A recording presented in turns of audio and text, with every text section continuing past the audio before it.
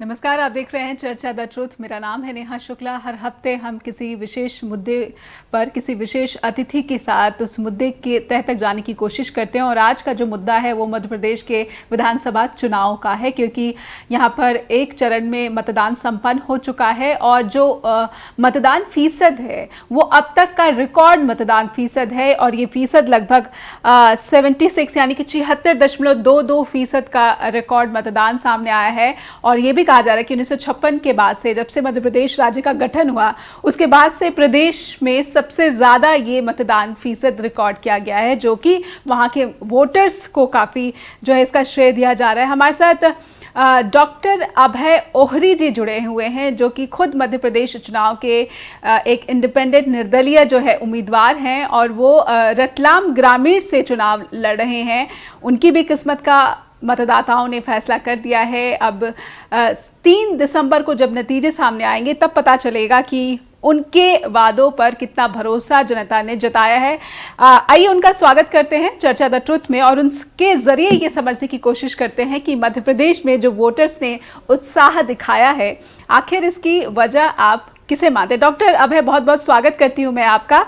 Doctor अभय ओहरी, अपने दर्शकों को बताना चाहूंगी कि जयस जो संस्था है उसके साथ उसके संरक्षक हैं और सबसे पहले तो आपको बहुत बहुत शुभकामनाएं। डॉक्टर अभय ओहरी, आप चुनावी मैदान में हैं, आपने काफ़ी परिश्रम किया और मतदाताओं को लुभाने की कहें या फिर जो उनकी समस्याएं सुलझाने का जो आपने वादा किया है। मैं सबसे पहले जो मध्य प्रदेश का मतदाता है उसके उत्साह की वजह आप किसे मानते हैं, इसी से शुरुआत करना चाहती हूँ। देखिए मैम, रतलाम सहित पूरे मध्य प्रदेश में जो चुनाव अभी संपन्न हुए हैं उसमें सबसे ज्यादा मतदान मध्य प्रदेश में जहां हुआ है वो मेरा जिला ही है। सेलाना विधानसभा क्षेत्र जो प्योर ट्राइबल क्षेत्र है और वहां पर 90% से ज्यादा मतदान हुआ है। और जो उससे लगी हुई रतलाम ग्रामीण विधानसभा है वहां पर 87% मतदान हुआ है। तो इसका श्रेय मैं खासकर उन युवाओं को देना चाहता हूं जो परिवर्तन करना चाहते हैं, जो राजनीति में बहुत ज्यादा इंटरेस्ट रखना चाहते हैं। उनके वजह से ही ये इतना ज्यादा मतदान हुआ है और निश्चित रूप से ये जागरूकता ट्राइबल क्षेत्र में आई है, तो कहीं ना कहीं परिवर्तन का संकेत ये करती है। जी, तो आप कह रहे हैं कि जिस जगह का आपने नाम लिया कि सबसे ज्यादा 90%, उस जगह का दोबारा से नाम लीजिए, क्योंकि मेरे पास जो रिकॉर्ड में आया था वो सियोनी डिस्ट्रिक्ट का था कि वहां पर सबसे ज्यादा वोटिंग फीसदी है, विच इज 85.68 यानी कि 85.68% जो है ये सियोनी जिला को बताया गया कि वहां पर सबसे ज्यादा मतदान रिकॉर्ड किया गया है। अगर मैं गलत नहीं हूँ, ये आंकड़े गलत हैं? यस मैम, ये सेलाना विधानसभा है रतलाम जिले का, जी, जहां पर 90% से ज्यादा वोटिंग हुई है। और उससे ही लगा हुआ मेरा, जहां से मैं चुनाव लड़ रहा हूँ, वो 87% वहां पर हुआ। तो सबसे ज्यादा वो है। फिर ये जो आंकड़े जो उपलब्ध है आधिकारिक आंकड़े, इसमें एक करेक्शन यहाँ पर आपने जताया। लेकिन मैं स्थानीय लोगों के मुद्दों की अगर मैं बात कहूँ, जैसे आपने कहा कि युवाओं ने काफी उत्साह दिखाया है, इन युवाओं के उत्साह की वजह क्या है? क्या वो जो सरकार है, जो स्थानीय विधायक है, उससे खफा है या फिर पूरे के पूरे मध्य प्रदेश सरकार से खफा है? देखिए, आप पिछले 15 सालों का अगर ट्रैक रिकॉर्ड देखेंगे तो पिछले 15 सालों से मध्य प्रदेश में सरकार जो थी उसके खिलाफ एंटी इनकम्बेंसी थी। और दूसरा, जो पिछले चुनाव में जो एक घटनाक्रम हुआ है कि पहले कांग्रेस ने सरकार बनाई, फिर 1.5 साल बाद भाजपा ने वापस सरकार बनाई, और जो घटनाक्रम हुआ 20-22 विधायकों का इस पार्टी से उस पार्टी में जाना, तो उससे कहीं ना कहीं आम मतदाता भी बहुत नाराज है। और मतदाताओं ने इस बार परिवर्तन के लिए जो मत किया है, तो देखिए आप इस बार सबसे ज्यादा पूरे मध्य प्रदेश में अगर कहीं स्थिति खराब है तो 10 से 15 सीटें ऐसी हैं जहां पर निर्दलीय प्रत्याशी बहुत ज्यादा उसमें कंपटीशन में है। और यही जो 15-20 जो सीटें अगर आपकी अगर निर्दलीय निकलती है तो निश्चित रूप से ये वाला जो सरकार, जो आने वाली सरकार है, उसको बनाने में और उसमें बहुत ज्यादा निर्दलीयों का रोल रहेगा। तो कहीं ना कहीं ये कारण मुझे लगता है। जी, आप 10 से 15 निर्दलीय उम्मीदवारों को कह रहे हैं कि वो कड़ी टक्कर दे रहे हैं। मैं शुरुआत तो जय संस्था जो है उसको भी थोड़ा समझना चाहती हूँ आपके ज़रिए, क्योंकि इसके समर्थन से आपने जो रतलाम ग्रामीण है वहाँ पर चुनाव लड़ा है। ये जय संस्था क्या है और इसका समर्थन आपको किस तरह से और क्यों मिल रहा है, ये भी थोड़ा हमारे दर्शकों को बताइए। जैसे देखिए 2013 में जय जो संस्था थी वो हमने ही बनाई है। इसका जो मैं प्रदेश संरक्षक हूँ। और पिछले चुनाव में 2018 के इलेक्शन में भी हम लोगों ने बहुत अच्छा परफॉर्मेंस दिया था। उसके बाद पंचायती राज इलेक्शन आया तो हमारे रतलाम जिले में हमने पंचायती राज में लगभग 4 सीटें जिला पंचायत की जीती। हमने 20 से अधिक हमने जनपद की सीटें निकाली थी और लगभग कम से कम 60 से 70 हमने सरपंच पूरे जिले में चुनाव फाइट किए थे। और ये सारे के सारे लोग पढ़े लिखे हैं जो बेरोजगार थे और ये सब के सब जितने थे, इनका डाटा मेरे पास है, ये लोग सब कॉलेज में पढ़ने वाले लोग हैं। तो ये संगठन जो सामाजिक संगठन था, पर इसका राजनीतिक हमने जो राजनीति में प्रवेश हुआ है वो इस कारण से हुआ है कि युवाओं के पास कोई काम नहीं है। तो हमने जो जागरूकता का जो संदेश दिया आम जनता के बीच में, तो कहीं ना कहीं हम लोगों ने जनप्रतिनिधित्व लोगों का हम बने और जनप्रतिनिधित्व को मजबूत किया। तो जिला पंचायत के बाद अब ये पहला मौका है कि हम संस्था बनने के बाद से हम लोग 10 साल बाद हम इस लेवल पे आ गए हैं कि हमारे जो युवा है वो राजनीति में बहुत ज्यादा इंटरेस्ट लेने लगे और राजनीति में उन्होंने चैलेंज किया सभी पार्टियों को। तो इस बार का जो चुनाव है वो मुझे ऐसा लगता है कि राजनीतिक दलों के वर्सेस सामाजिक संगठनों के बीच में जो है चुनाव हो रहा है।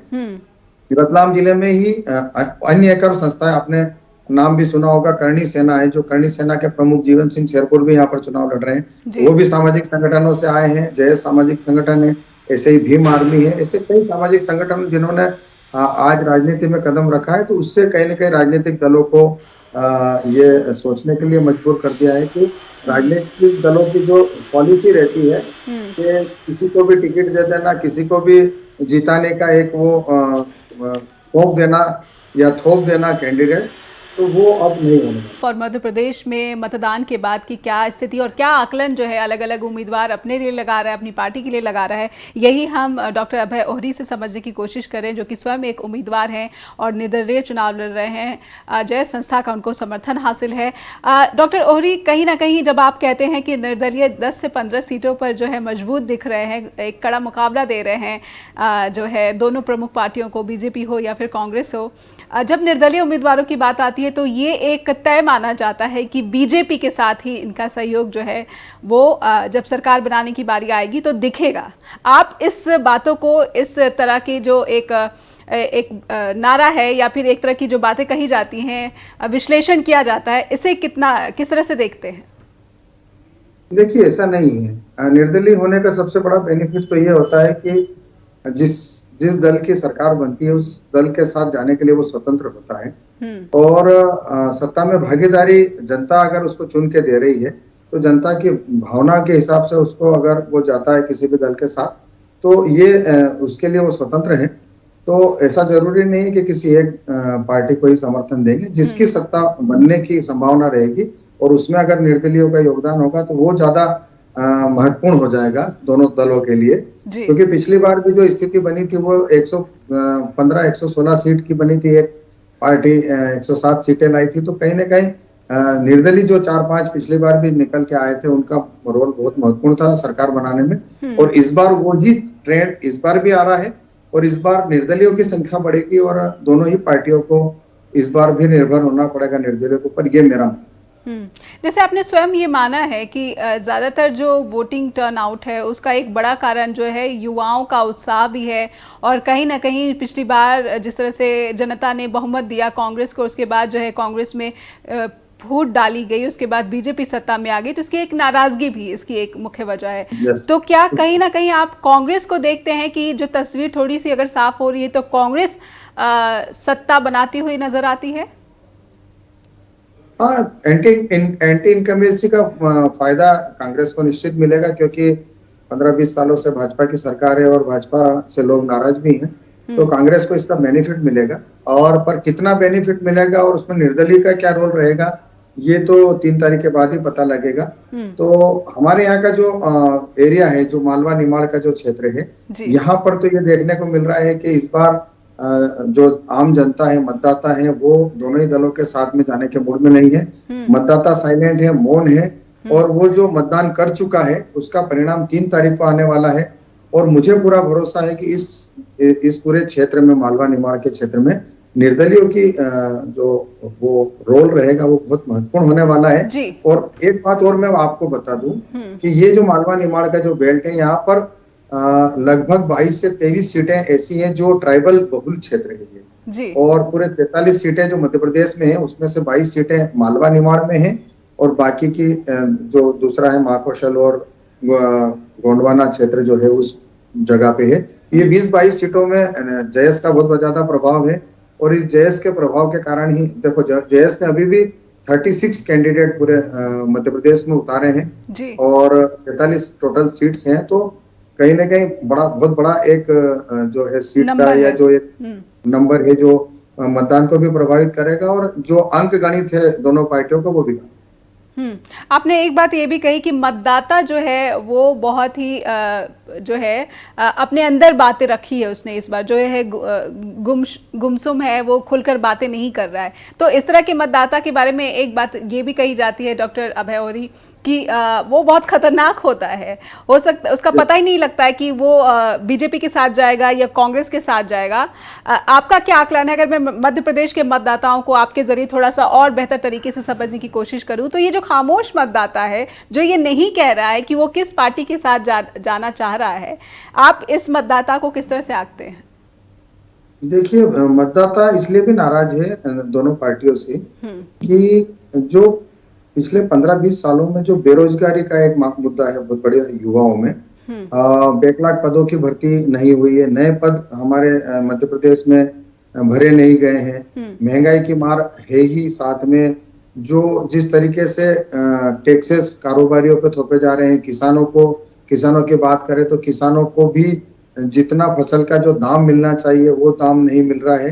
तो ये कई सारे मुद्दे हम लोगों ने अभी इस वाले इलेक्शन में हमने देखे हैं कि मतदाताओं की नाराजगी है, और वो नाराजगी का कहीं न कहीं असर दोनों पार्टियों के ऊपर आएगा, और दोनों पार्टियों से नाराज हैं। इसी कारण सभी जगह पर अपार जन समर्थन मिल रहा है। हम लोग जब जनसंपर्क करते हैं तो जनसंपर्क के दौरान इस टाइप की मतदाताओं के इससे बात आती है। कई जगह हमारे क्षेत्र में बोर्ड लगा दिए थे कि राजनीतिक दलों की यहाँ पर एंट्री नहीं है, और वहां पर हम लोगों को बुला के वो अगर सम्मान कर रहा है, तो हम लोगों को भी ये पता चला है कि मतदाता पार्टियों से नाराज है, इंडिपेंडेंट कैंडिडेट से वो उम्मीद रख रहा है। तो यही चुनाव को प्रभावित करेंगे, और ऐसे ही मतदाता जो है वो निर्दलियों को और ऐसे जो प्रत्याशी चुनाव लड़ रहे हैं जो साफ स्वच्छ छवि के, उनको वो आशीर्वाद देना चाहिए। जी, यानी आपकी बातों से अगर मेरा ये आकलन गलत है तो आप मुझे कृपया सुधार इसमें कीजिएगा कि ये जो मध्य प्रदेश का चुनाव है, ये किन्हीं दो प्रमुख दलों के बीच नहीं बल्कि सत्ता और जनता के बीच में हुआ। जनता जो नाराज चल रही थी और जनता ने अपने मन में क्या बात रखी है ये किसी से इसको शेयर नहीं किया, और ये चुनाव इस तरह से देखा जाए कि सत्ता और जनता एक दूसरे के साथ चुनाव लड़ रही है। क्या इस तरह की परिस्थिति बनी वहां पर मध्य प्रदेश में? यस, मैं बिल्कुल कह सकता हूँ कि उसके कारण, इसके पीछे कारण यह है कि मध्य प्रदेश ही एक ऐसा एकमात्र ऐसा राज्य है जहां पर कोई तीसरा दल नहीं। यहाँ पर सत्ता में जो भी होता है, या तो कांग्रेस सत्ता में रहती है या भाजपा सत्ता में रहती है। और 2023 का जो इलेक्शन है, ये कई मायनों में इसलिए भी अलग है कि यहाँ पर तीसरा दल, आज भी कई पार्टियां हैं जो यहाँ पर तीसरे दल के रूप में अपना भाग्य आजमाना चाहती है, पर उनको स्थान नहीं मिला। चाहे वो दूसरे राज्यों में बहुत अच्छे से परफॉर्मेंस कर रही है, दिल्ली, हरियाणा में या पंजाब में आम आदमी पार्टी ने अच्छा परफॉर्मेंस किया, पर मध्य प्रदेश में आम आदमी पार्टी, समाजवादी पार्टी, बसपा या इस टाइप के कोई भी दल यहाँ पर अपनी उपस्थिति दर्ज नहीं करा पाए। तो इस बार ये माना जा रहा है कि ये ये वाला जो चुनाव है, ये राजनीतिक दल वर्सेस सामाजिक संगठनों के बीच में ज्यादा लग रहा है, क्योंकि सामाजिक संगठन में सिर्फ मेरा ही संगठन नहीं, अन्य जो सामाजिक संगठन उनकी भी बहुत महत्वपूर्ण भूमिका रही है। और सामाजिक संगठनों का जो वर्चस्व इसलिए भी ज्यादा रहा है कि सरकार के खिलाफ जितने भी आंदोलन हुए, चाहे किसानों के आंदोलन देख लो, चाहे ST SC वालों के जो संगठन है उन्होंने जो आंदोलन किए हैं, चाहे वो रोजगार रोजगार को लेके हो या बैकलॉग पदों की भर्ती को लेके हो या अत्याचार को, जो एक मध्य प्रदेश में बहुत बड़ा मुद्दा रहा है कि ST SC के ऊपर बहुत ज्यादा अत्याचार हुए हैं। ऐसे ही करणी सेना ने आरक्षण को लेके एक बहुत बड़ा आंदोलन खड़ा किया है। तो करणी सेना भी अपने बहुत महत्वपूर्ण रोल में है, JS भी अपने महत्वपूर्ण रोल में है, भीम आर्मी जैसे संगठनों भी बहुत महत्वपूर्ण रोल में मध्य प्रदेश में इस बार है। जब आप भीम आर्मी की बात करते हैं तो दलित वोटर्स की बात होती है, और बसपा का मैंने देखा है कि जो ट्रैक रिकॉर्ड है वो कभी 7%, कभी 6%, कभी 10% तक जो है उनको वोट्स मिले हुए हैं। यहाँ पर जो दलित वोटर्स है, क्योंकि राहुल गांधी लगातार OBC वर्ग को लुभाते हुए नजर आते हैं, और हालांकि बीजेपी ये कहती है कि वो दलितों के भले में हमेशा अव्वल रहती है, लेकिन जब बात रोजगार की आती है, आपने अब तक जितनी भी बातें कही हैं वो कहीं ना कहीं घूम फिर के जो मुख्य मुद्दा है वो रोजगार का दिखता है। तो ऐसे में क्या जो रोजगार है वही जो है की मुद्दा, मतलब प्रमुख मुद्दा बना मध्य प्रदेश में, और जो बाकी के मुद्दे हैं जैसे कि लाडली बहना योजना जो है, ये भी कहा गया, बहुत जगह मैंने ये देखा और पढ़ा भी कि ये महिला वोटर्स जो हैं वो पहले के मुकाबले ज़्यादा निकलकर मतदान केंद्र तक गई हैं, और उनकी जो है ये भी देखा गया कि दिन के पहले चरण में, यानी कि शुरुआत में ही पहले नहीं देखा जाता था कि महिलाएं आती थी, वो ज़्यादातर जो है दोपहर के बाद अपने घर का काम करने के बाद ही आती थी। लेकिन कुछ विश्लेषकों का कहना है कि महिलाएं सुबह से ही, यानी कि दिन की शुरुआत से ही जो है पोलिंग बूथ पर ज़्यादा देखी गई। तो महिलाओं के योगदान को आप किस तरह से देख पा रहे हैं? ये महिलाओं का योगदान बहुत ज्यादा है। मतदान में लगभग समान, पुरुषों के समान ही उन्होंने मतदान किया है। पर आमतौर पे ये माना जाता है कि राजनीति में ज्यादा इंटरेस्ट पुरुषों का होता है, महिलाओं का इंटरेस्ट कम होता है। महिलाओं का मतदान किसी और मुद्दे पे हो सकता है। पुरुषों जैसे लाडली बहना योजना, ये कहा गया कि ग्रामीण इलाकों में इसका जो है लोकप्रियता ज्यादा रही। आप इस बात से जो है इसका समर्थन करेंगे या फिर इसे खारिज करेंगे? बिल्कुल समर्थन करता हूं मैं, क्योंकि देखिए मैम, मध्य प्रदेश का जो इलेक्शन है वो दो भागों में बटा हुआ, सामान्य क्षेत्र और ST SC क्षेत्र। तो सामान्य क्षेत्र में ये मुद्दा बहुत कारगर है कि महिलाओं ने लाडली बहना के नाम पे, लाडली लक्ष्मी के नाम पे हो सकता है मतदान किया होगा। पर जो ST SC वाले जो क्षेत्र, जो सीटें 47 सीटें ST की है, 32 से 35 सीटें जो SC की है, तो कुल मिला के ये 82 सीट्स जो है जो पूरे मध्य प्रदेश में, जो इसमें जो मतदान हुआ है, इसमें कहीं भी ये लाडली बहना वाला, जो लाडली लक्ष्मी वाला मुद्दा इतना ज्यादा नहीं, क्योंकि ये महिलाओं के अत्याचार के खिलाफ जो पूरा रहा है पिछले 15 सालों में, कि कई महिलाओं की हत्याएं हुई है, कई महिलाओं के साथ यहाँ पर बलात्कार जैसी घटनाएं हुई है। तो उसको लेके आक्रोश, मेरा ये मानना है कि उनको लेके आक्रोश भी है, क्योंकि लाडली बहना या लाडली लक्ष्मी का जो योजना है, सिर्फ एक प्रकार से दोनों ही पार्टियों ने महिलाओं को लुभाने के लिए वादे किए हैं। ये तात्कालिक लाभ हो सकता है, पर इसका इतना ज्यादा बेनिफिट दोनों पार्टियों को मिलेगा ये श्योर नहीं है, क्योंकि लाडली बहना योजना भी हुई है, ये बहुत कम समय के लिए, अभी सरकार ने 15 सालों तक इस टाइप का कोई स्कीम या कोई लाभ नहीं दिया। चुनाव आने के 6 महीने पहले इस स्कीम को अगर आप ला रहे हैं तो इतना कारगर नहीं है। 5-6 किस्त अभी तक डली है, तो उससे इतना ज्यादा प्रभाव नहीं है। इससे ज्यादा तो कांग्रेस ने बोल दिया कि हम 1500 रुपए और 3000 रुपए तक देंगे। तो मतदान का प्रभाव जो है उससे थोड़ा बहुत हो सकता है, उसका बेनिफिट मिले, लेकिन बहुत बड़ा प्रभाव नहीं है। मध्य प्रदेश के रतलाम से खुद विधायक पद के लिए चुनाव लड़ रहे हैं। 3 दिसंबर को हालांकि नतीजे सामने आएंगे। डॉक्टर अभय औरी, आपने युवाओं के योगदान को काफ़ी जो है प्रमुख माना है, प्रबल माना है, लेकिन मैं इसलिए युवाओं की जब बात आती तो कहीं ना कहीं जो राष्ट्रीय राजनीति है और राज्यों में भी इस तरह की राजनीति जो है काफ़ी ज़्यादा अब एक की रोल जो है, मुख्य भूमिका निभाती हुई नज़र आती है, वो है हिंदू मुस्लिम की राजनीति। और जो धर्म की राजनीति है, इससे कमलनाथ भी जो है इसे किनारा करते हुए नज़र नहीं आए। और अगर पड़ोसी राज्य छत्तीसगढ़ की बात करूँ तो कांग्रेस के जो CM है भूपेश बघेल, वो भी किनारा करते हुए नज़र नहीं आए। और स्वयं जो हमारे माननीय प्रधानमंत्री हैं वो लगातार रामलला के दर्शन कराएंगे या फिर किसानों के खाते में जो है पैसे देंगे। तो बहुत सारी चीज़ें ऐसी हैं जो कि इन चुनाव में हुई। कितना असर, मैं सबसे पहले तो ये समझना चाहूँगी कि जो धर्म की राजनीति है इसका कितना योगदान इस बार मध्य प्रदेश में देखने को मिला। जब आप युवाओं की बात करते हैं, इसलिए मैं खासतौर पर ये समझना चाहती हूँ कि मध्य प्रदेश का जो युवा है उसको धर्म की राजनीति कितना प्रभावित कर रही है। धर्म की राजनीति से जो मुद्दा बनाया है, तो उसका एक पार्टी विशेष ने इस टाइप का जो वो हुआ माहौल तो बना है। और कहीं न कहीं जो बुजुर्ग मतदाता हैं और जो एक पुराने मतदाता हैं वो उस लोग उससे प्रभावित होते हैं। पर युवाओं को आज सबसे बड़ी जो जरूरत है वो मुझे ऐसा लगता है कि रोजगार सबसे मैं फर्स्ट पे रखूंगा, क्योंकि रोजगार एक बहुत ज्यादा यहाँ पर मध्य प्रदेश में बहुत बड़ा इशू है। यहाँ पर कई ऐसे आंदोलन हुए मध्य प्रदेश में जहाँ पर युवाओं के ऊपर लाठीचार्ज भी हुआ है। उन्होंने भोपाल में घेराव भी किया है राजधानी का। और कई जैसे एग्जाम जो परीक्षाएं हुई है, प्रतियोगी परीक्षाएं हुई है, इसमें घोटाले हुए हैं, कई बार एग्जाम निरस्त हुई है, एग्जाम में धांधलियां हुई है। तो उसको लेके भी यहाँ पर चाहे पटवारी घोटाला हो या शिक्षक भर्ती घोटाला हो या जिस तरीके से जो फर्जीवाड़ा सामने आया है, तो वो बहुत बड़ा इशू है। शायद उसी से ध्यान भटकाने के लिए राजनीतिक पार्टियां इस तरीके का जो एक तड़का चुनाव के पहले जनता के बीच में लाती है और उस मुद्दों से भटकाने की कोशिश करती है। तो ये आजकल का जो युवा मतदाता और जो जागरूक मतदाता वो समझ चुका है।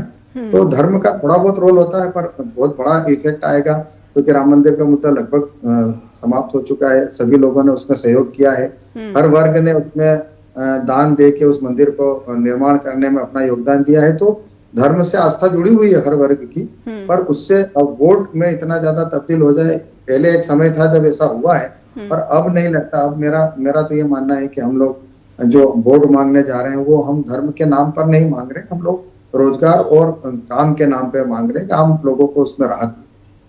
जी, तो ये जो राजनीति है बीजेपी की खास करके, तो क्या मध्य प्रदेश में जो है वो कमजोर पड़ गई, ये कहेंगे आप? बिल्कुल निश्चित रूप से कमजोर पड़ी है। इसी कारण पिछली बार भी बीजेपी सत्ता से बाहर हुई थी, और अभी भी सबसे ज्यादा डर जो भाजपा को है वो यही है कि हम सत्ता में आएंगे या नहीं आएंगे। और कांग्रेस ने अगर पिकअप किया है या कांग्रेस ने यही मुद्दे लेके वो जनता के बीच में आई है, तो इसीलिए शायद उसको समर्थन भी पिछली बार 2018 के इलेक्शन में भी मिला था और वो इस बार 2023 के इलेक्शन में भी आ रही है।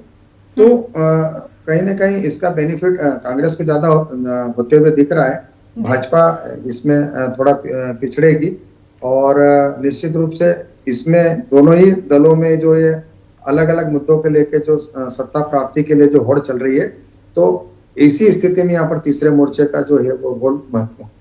जी, आपने एक बात कही, और एक बात मैं वो वीडियो के बारे में भी लगे हाथ आपसे समझ लेना चाहती हूँ कि ये जो नरेंद्र तोमर के बेटे देवेंद्र तोमर का जो वीडियो आया, एक के बाद एक 2 वीडियो, और उसके बाद जो तीसरा वीडियो आ गया कनाडा के एक व्यक्ति ने जो रिलीज़ किया, इन वीडियोस का जो है कितना असर जो है मध्य प्रदेश के चुनाव में हुआ? जब बात युवाओं की आती है तो हम सोशल मीडिया पे जो कुछ हो रहा है उससे भी जोड़ सकते हैं कि युवाओं को कितना इन्फ्लुएंस किया होगा इस तरह के वीडियोज़ ने। हाँ, थोड़ा बहुत इन्फ्लुएंस तो होता ही है, क्योंकि युवा लोग आजकल सोशल मीडिया से बहुत ज्यादा जुड़े हुए हैं और कई तरह के भ्रम भी फैलते हैं, कई फेक वीडियो भी आते हैं।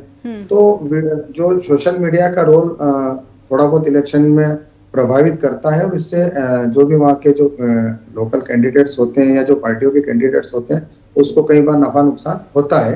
तो इसका रोल होते हैं, क्योंकि कई बार जो नरेंद्र तोमर है वो तो केंद्रीय मंत्री भी हैं, और जब उनके बेटे पर इस तरह का आरोप लग रहा है तो कहीं ना कहीं जो है केंद्रीय पद जो है वो भी आरोपों के साये में आ गया है।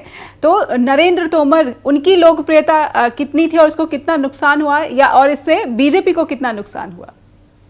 देखिए, मेरा ये पर्सनली मेरा जो निजी मत है कि जिस तरीके से भाजपा ने केंद्रीय लेवल के जो नेता हैं उनको यहाँ पर मध्य प्रदेश की राजनीति में एंट्री करवाई है, लगभग 7-8 सांसद को यहाँ पर उतारा है, कई केंद्रीय मंत्रियों को उतारा है। तो लोगों में मैसेज ये गया है कि भाजपा कमजोर है और उसको वापस सत्ता में लाने के लिए चेहरे को, क्योंकि जो परंपरागत चेहरे हैं या जो पहले जिन चेहरों को नकार दिया गया है उनको उनके ऊपर बीजेपी दाव लगाना नहीं चाहती थी। तो कहीं ना कहीं ये चीज हुई है, तो इससे थोड़ा बहुत नुकसान भाजपा को भी होगा कि जिस तरीके से लोगों में ये गया है मैसेज के भाजपा के पास कैंडिडेट्स नहीं थे और उन्होंने इन लोगों को के जरिए ये वापस सत्ता में आना चाहती है जी। तो ये भाजपा को नुकसान, और कांग्रेस का अपना वो था टिकट वितरण में जिस तरीके से गड़बड़ हुई तो उसका नुकसान कांग्रेस को। जी, टिकट वितरण की भी, आप कांग्रेस की भी बात कर रहे हैं, लेकिन मैं अब बात कर लेना चाहती हूँ ज्योतिरादित्य सिंधिया की। जी। उनकी राजनीति को आप इन चुनाव से कैसे जोड़कर देखते हैं? क्योंकि ये भी सामने कई बार सामने आया कि जो ग्वालियर जो पूरा उनका गढ़ है, वो वहाँ पर बहुत कमज़ोर जो है बीजेपी कही गई है। और आप उनकी राजनीति को किस तरह से देखते हैं, उनके राजनीतिक भविष्य को किस तरह से देखते हैं इन चुनावों को जोड़ते हुए? ये पिछले जो इलेक्शन में जो खेल हुआ था, इस इधर से उधर जाने का, सत्ता परिवर्तन करने का और पार्टी बदलने का, तो उससे उनको इतना ज्यादा बेनिफिट मिलना नहीं है, क्योंकि उपचुनाव में भी देखा है कि उपचुनाव में उनके कुछ कैंडिडेट हारे भी हैं। और इस बार जो 2023 का जो मेन इलेक्शन है, इसमें भी कई कैंडिडेट्स बैकफुट पे हैं और कई को टिकट्स भी पार्टी ने नहीं दिए हैं। तो इतना ज्यादा प्रभाव नहीं है जितना प्रभाव पिछले इलेक्शन तक सिंधिया का था। अभी जो बीच का ये जो बाई इलेक्शन हुआ था और उसके बाद ये मेन इलेक्शन है, इन दोनों ही इलेक्शन में भाजपा को इतना बेनिफिट मुझे नहीं लगता कि उससे उनको मिलेगा। जी, यानी कि ये कह सकते हैं कि ज्योतिरादित्य सिंधिया का जो राजनीतिक भविष्य है वो बीजेपी में आने के बाद से जो है वो अब ज्यादा दांव पर लग चुका है। बिल्कुल, उनके कई कैंडिडेट्स हारेंगे चुनाव। जिस तरीके से आम जनता की बात कर रहा हूँ, क्या जो निकल के आ रहा है, आम जनता इस तरह के दल बदल को पसंद नहीं करती। आपका ये कहना है कि आम जनता जो है अपने जनादेश का जो है उसका जो है मजाक उड़ाया जाना ये पसंद नहीं करती। बिल्कुल, निश्चित रूप से। और इस एक दो लोग अगर पार्टी चेंज करते तो ठीक है, थोक में जो पार्टी चेंज किए 20-22 लोग, फिर बाद में 28 तक ये संख्या पहुंची थी, तो उससे मैसेज आम जनता में बहुत ही नकारात्मक गया है। और ये नकारात्मक जो मैसेज गया, इसका बेनिफिट कांग्रेस को भले थोड़ा बहुत मिल सकता है, पर इस बार इसी कारण लोगों ने तीसरे, जो मैं बार बार बोलता हूँ, तीसरे दल को, तीसरी शक्ति को वो देखना चाह रही है। तो इस बार वो मध्य प्रदेश में होने जा रहा है। अगर 10 से 12 सीटें भी अगर निर्दलीय की निकली तो उनका रोल महत्वपूर्ण हो जाएगा, क्योंकि इंडिपेंडेंट कैंडिडेट जो है उसको लोगों का समर्थन बहुत ज्यादा मिल रहा है। क्योंकि मुझे खुद को उम्मीद नहीं थी कि मुझे इतना समर्थन मिलेगा। आमतौर पर निर्दलीय के लिए माना जाता है कि 2-4 हजार वोट लेके उसको वो लाएगा या वोट काटने वाली एक छवि के रूप में देखें। पर इस बार हम लोगों का जो त्रिकोणीय मुकाबला है, तो ये कोई भी राजनीतिक दल ये कहने की स्थिति में नहीं है कि ये सीट वो जीत है। तो रतलाम जिले में से 4 सीटें, तो पूरे मध्य प्रदेश में लगभग 10 से 12-15 सीटें ऐसी होगी जो जहां पर इसका असर देखने को। जी, मैं समझूंगी कि आपके कौन से ऐसे वादे थे जिन पर जनता ने ज़्यादा उत्साह या फिर भरोसा दिखाया है। डॉक्टर अभय, मैं आपसे ये समझना चाहती हूँ कि वो कौन से मुद्दे आपने उठाए जो कि जनता की बहुत बड़ी परेशानियाँ थी, समस्याएं थी, और जनता ने उस पर काफ़ी उत्साह भी दिखाया। रतलाम ग्रामीण के भी वो मुद्दे और प्रदेश स्तर के भी अगर वो मुद्दे हैं तो हम समझना चाहेंगे। देखिए, पिछली बार जो हुआ था ऐसा कि पिछले पर कांग्रेस से बहुत उम्मीदें थी और कांग्रेस से कर्ज माफी के मुद्दे पे काफी लोगों ने, खिसानों ने खासकर बहुत ज्यादा वोटिंग की थी और सत्ता परिवर्तन भी करना चाहते थे। काफी टाइम से भाजपा सत्ता में थी और उनके खिलाफ माहौल भी था। पर इस बार का जो चुनाव है, वो चुनाव निश्चित रूप से पूरे मध्य प्रदेश में युवा बेरोजगारों के नाम पर है और जो जिस तरीके से भर्ती घोटाले हुए उसके नाम पर है, महंगाई के रूप में भी है, और खासकर कर्मचारी संगठनों का जो परिवर्तन का जो उन्होंने जो है वो ओल्ड पेंशन स्कीम वाले जो मुद्दा है उस पर भी मतदान होगा, क्योंकि कर्मचारी वर्ग इस बार खासा नाराज था। हालांकि कुछ हद तक भाजपा ने उसको डैमेज कंट्रोल करने की कोशिश की है, पर इस बार कर्मचारी का जो है मत वो बहुत महत्वपूर्ण होगा, कारोबारियों का मत बहुत महत्वपूर्ण होगा और किसानों का भी मत बहुत महत्वपूर्ण होगा, ये मेरा मानना है। और इससे इस बार जो परिणाम है वो मध्य प्रदेश की स्थिति स्पष्ट, कोई भी दल ये नहीं बोलने की स्थिति में है कि वो सरकार। जी, जब बात किसानों की आती है तो चुनाव आयोग की तरफ से जो है कुछ मसलों पर संज्ञान नहीं लिया गया या फिर जो है एक्शन नहीं लिया गया। जैसे किसानों के खाते में जो है प्रधानमंत्री सम्मान निधि का जो है पैसा आ गया, जो कि नियमों के अनुसार नहीं होना चाहिए। लोगों में क्या इस तरह की अवेयरनेस है, या फिर चुनाव आयोग की भूमिका पर ही अगर आप कोई टिप्पणी करना चाहते हैं? नहीं, देखिए, 2 चीजें हुई है इसमें। किसानों का अभी जो वर्तमान में मुद्दा चल रहा है वो ये चल रहा है कि फसल बीमा एक जो मिलता है, जी, जो फसलों का नुकसान होता है, चाहे वो प्राकृतिक आपदा के कारण हो या किसी अन्य कारण से, तो सरकार ने फसल बीमा के ऊपर बहुत फोकस किया। पर जब फसल बीमा का जो राशि देने की बात आती है तो वहां पर किसान ठगा हुआ महसूस करता है। किसानों का जब हम जब फील्ड में जाते हैं, लोगों से बातचीत करते हैं, तो किसानों का यह कहना है कि लाडली बहना के जब पैसे खाते में डल सकते हैं तो किसानों का जो पैसा है बीमा का, वो राशि अभी तक नहीं डली है। तो क्या कारण है? क्योंकि ये राशि जो है वो उस राशि को देने में सरकार कहीं ना कहीं आनाकानी कर रही है, देरी हो रही है। इससे अच्छा खासा मतलब नाराजगी है किसानों में। तो ये बहुत इस क्षेत्र में जो मालवा निमाड़ जो किसानों का बहुत बड़ा क्षेत्र है, तो उसको वो बहुत बड़ा मुद्दा है। दूसरा, किसानों के फसलों के दाम को लेके, समर्थन मूल्य को लेके है। समर्थन मूल्य को लेके कोई भी पार्टियां, कोई भी सरकार स्पष्ट नहीं है कि वो कितना समर्थन मूल्य गेहूं का देगी, कितना मूल्य वो साग सब्जियों पे तय करेगी। क्योंकि कई बार टमाटरों को फेंकना पड़ता है, कई बार अति उत्पादन होने की वजह से उसका कोई ऐसी व्यवस्था डेवलप नहीं हुई कि उनको एक फिक्स रेट मिले। तो किसान की जो मेहनत है वो बहुत मतलब उसका दाम नहीं मिल रहा है। तो ये नाराजगी आमतौर पर है। दूसरा, किसान अगर मेहनत कर रहा है तो उसको दो चीजों की आवश्यकता होती है, एक तो बिजली की और एक पानी की। तो बिजली की जो सप्लाई है, वो सप्लाई भी आमतौर पर जो वितरण हो रहा है, वो वितरण बहुत गलत हो रहा है। जब किसानों को बिजली की जरूरत है, जब बिजली नहीं मिल रही है, और जब पानी की जरूरत है तब पानी नहीं मिल रहा है। इस कारण से वो जो उत्पादन और उसका जो एक प्रभावित हो रहा है, किसान फसलें प्रभावित हो रही है, तो उसके लिए भी नाराजगी देखने को मिल रही है। तो ये महत्वपूर्ण मैं मानता हूँ किसानों का जो दो समस्याएं हैं, उस पर बहुत ज्यादा लोग इस बार वोटिंग करेंगे।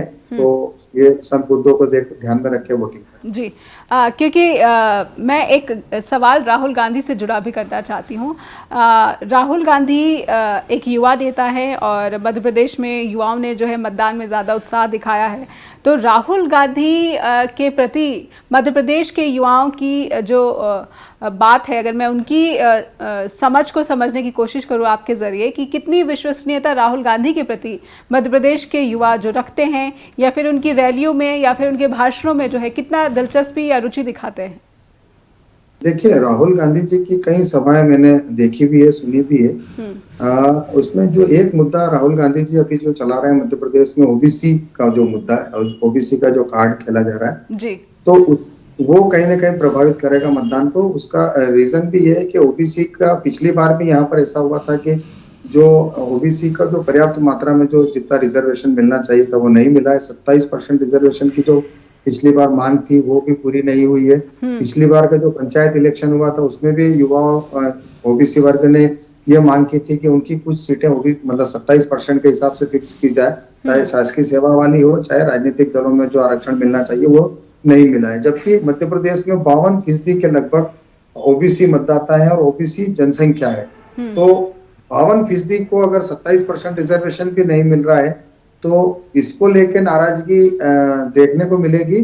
और राहुल गांधी जी ने जो मुद्दा उठाया है, इस मुद्दे को अगर ओबीसी युवाओं ने अगर उसको गंभीरता से लिया तो इसका नुकसान भाजपा को निश्चित रूप से उठाना पड़ेगा। और राहुल गांधी ने इस मुद्दे को उठा के कहीं ना कहीं बहुत ज्यादा राजनीति में ये जो है एक बड़ा तीर मार लिया, बड़ा तीर मारा है, निशाने पर लगाया। और क्योंकि ST/SC पहले ही नाराज है और ऐसे में ओबीसी भी अगर नाराज होता है तो इसका बेनिफिट कांग्रेस को मुझे लगता है ज्यादा मिलेगा। एक सवाल मुझे लगता है, अगर मैंने मध्य प्रदेश की रैली में या फिर किसी चुनावी रैली में प्रधानमंत्री ने सीधे नाम तो नहीं लिया था राहुल गांधी का, लेकिन मूर्खों का सरदार कहा था। तो इस स्टेटमेंट को राहुल गांधी से जोड़कर अगर युवा राहुल गांधी के प्रति आकर्षित हैं तो इस स्टेटमेंट का कितना असर आप कह सकते हैं कि होता है? स्वयं जब प्रधानमंत्री कहते हैं मूर्खों का सरदार, क्योंकि राहुल गांधी को पप्पू की भी संज्ञा दी जा चुकी है पूर्व में, तो इस तरह की जो है चुनावी जनसभा में जो बातें होती है, भाषणबाजी होती है, कितना असर होता है? नहीं, ऐसे कोई असर नहीं होने वाला उसका। उसके पीछे रीजन है कि राहुल गांधी की छवि जो पहले बनाने की कोशिश की गई थी इस टाइप से, वो ये भारत जोड़ो यात्रा के बाद से ये जो था छवि उससे बाहर आ गए हैं। जिस तरीके से कश्मीर से लेकर कन्याकुमारी तक उन्होंने पैदल यात्रा की है और वो पैदल यात्रा में जो जन समर्थन मिला है, इसका बेनिफिट मध्य प्रदेश से जहां जहां पर भी चुनाव हो रहे हैं वहां पर बहुत देखने को मिलेगा। आप कर्नाटक इसका एग्जाम्पल है, और अभी मध्य प्रदेश और छत्तीसगढ़ राजस्थान के जो इलेक्शन है इसमें भी इसका देखने को मिलेगा, क्योंकि ये सिर्फ एक राजनीतिक स्टैंड होते हैं। राजनीति के उस समय इस टाइप के बयानबाजी करके मतदाताओं को भटकाने के लिए इस टाइप के जो दोनों राजनीतिक पार्टियां करती है, सब एक दूसरे के खिलाफ वो करती है, पर वो सब जनता भी समझती है कि ये सिर्फ एक प्रकार का जो एक दूसरे को नीचे दिखाने के लिए जो जुमलेबाजी हो रही है, पर इसका इफेक्ट इतना नहीं रहेगा, क्योंकि राहुल गांधी जी की छवि पिछले 5 सालों में जिस तरीके से सुधरी है, या जिस तरीके से युवाओं के आइकॉन बने हैं, तो निश्चित रूप से मध्य प्रदेश का युवा भी उनका बहुत बड़ा फैन है, और निश्चित रूप से युवा इस बारे में सोचे। जी, अगर मध्य प्रदेश में बीजेपी चुनाव हारती है तो ये हार शिवराज सिंह चौहान की कहेंगे या फिर प्रधानमंत्री नरेंद्र मोदी की? क्योंकि पूरा जो चुनाव प्रचार बीजेपी का मध्य प्रदेश में रहा है वो प्रधानमंत्री के चेहरे पर केंद्रित रहा है। शिवराज सिंह चौहान जो है लगातार जो है उनको बैकफुट पे या फिर जो है वो हाशिए पर साइडलाइन रहे, क्योंकि जो है जो बीजेपी की उम्मीदवारों की जो सूची भी सामने है, जैसा आपने भी कहा कि जो क्षेत्र की बीजेपी है उसको कमजोर कहा गया, इसलिए केंद्रीय टीम को लाना पड़ा। जनता में एक ऐसा मैसेज गया। तो जब चुनाव के नतीजे आएंगे और अगर बीजेपी हार जाती है तो ये शिवराज सिंह चौहान हारेंगे या फिर प्रधानमंत्री नरेंद्र मोदी के चेहरे को जो है वो कसूरवार माना जाएगा कि चुनाव हार गए? नहीं, ये दोनों ही चीजें इसके लिए जिम्मेदार नहीं रहेगी। ना शिवराज जी जिम्मेदार रहेंगे, ना मोदी जी रहेंगे। इस बार जो अगर बीजेपी हारती है तो उसके पीछे जो रीजन रहेगा वो रीजन रहेगा एंटी इनकम्बेंसी, साथ में बेरोजगारी का मुद्दा, और जो कुछ लोगों की जो नाराजगी है वर्ग विशेष की, वो एक इसमें मुद्दा हो सकता है। इसमें जनजातीय वर्ग है, क्योंकि उसको लुभाने की कोशिश प्रधानमंत्री ने बहुत बड़े तौर पे की। 24,000 करोड़ का जो एक मिशन, डेवलपमेंट मिशन शुरू किया गया, लेकिन झारखंड से किया गया, लेकिन इसका असर जो मध्य प्रदेश और छत्तीसगढ़ में भी होगा ये कहा गया। देखिए, पिछली बार सत्ता से बाहर बीजेपी जो हुई थी वो जनजातीय सीटों की वजह से ही हुई थी।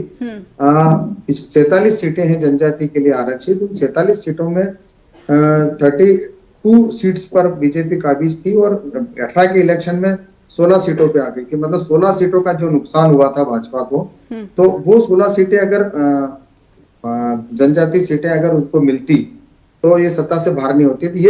ये फोकस जो उन्होंने मेन 47 सीटों पे जो किया है, जो आदिवासी बहुल सीटें हैं, तो यहाँ पर वो भाजपा इस बार फोकस कर रही है, और कांग्रेस भी उन्हीं सीटों पे फोकस कर रही है।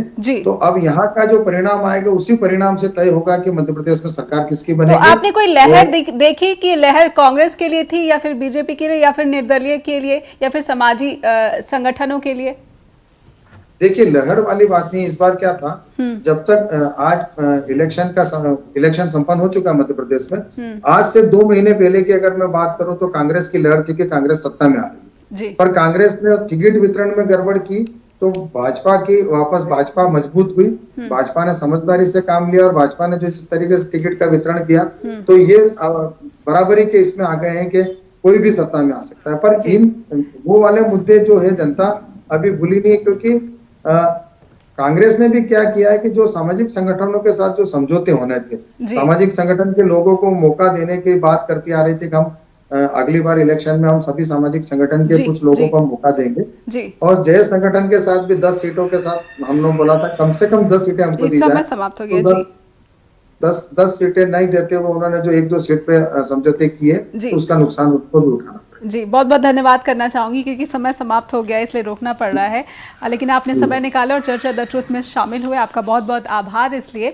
और कांग्रेस के बारे में ये बात होती है, मैं दर्शकों को बताना चाहूँगी कि कांग्रेस के बारे में बात होती है कि कई बार वो जो है आखिर में जो कुछ गलतियाँ कर जाती है, जिससे कि जो उसका मतदाता है वो कन्फ्यूज़ भी हो जाता है और अपनी जीती हुई बाजी कांग्रेस हार जाती है। तो इस तरह की शक और संदेह कांग्रेस के परफॉर्मेंस को लेकर पहले भी जताए जाते रहे हैं, लेकिन 3 दिसंबर को जब नतीजे आएंगे सामने और जिस तरह की बातें हमने डॉक्टर अभय ओरी से की है, उससे पता चलेगा कि जो सच्चाई है, जो जनता के मन के भीतर है, वो किस पार्टी को जाएगा, किस पार्टी को जीत मिलेगी, किस पार्टी को जो है सत्ता गंवानी पड़ेगी या फिर सत्ता बरकरार रहेगी। 3 दिसंबर को ही स्थिति स्पष्ट हो सकती है। चर्चा द ट्रुथ में आज के लिए बस इतना है। info@justbroadcasting.com पर आप अपना फीडबैक अवश्य भेजते रहिए और neha@justbroadcasting.com पर भी आप मुझे अपना ईमेल भेजते रहिए। बहुत बहुत धन्यवाद।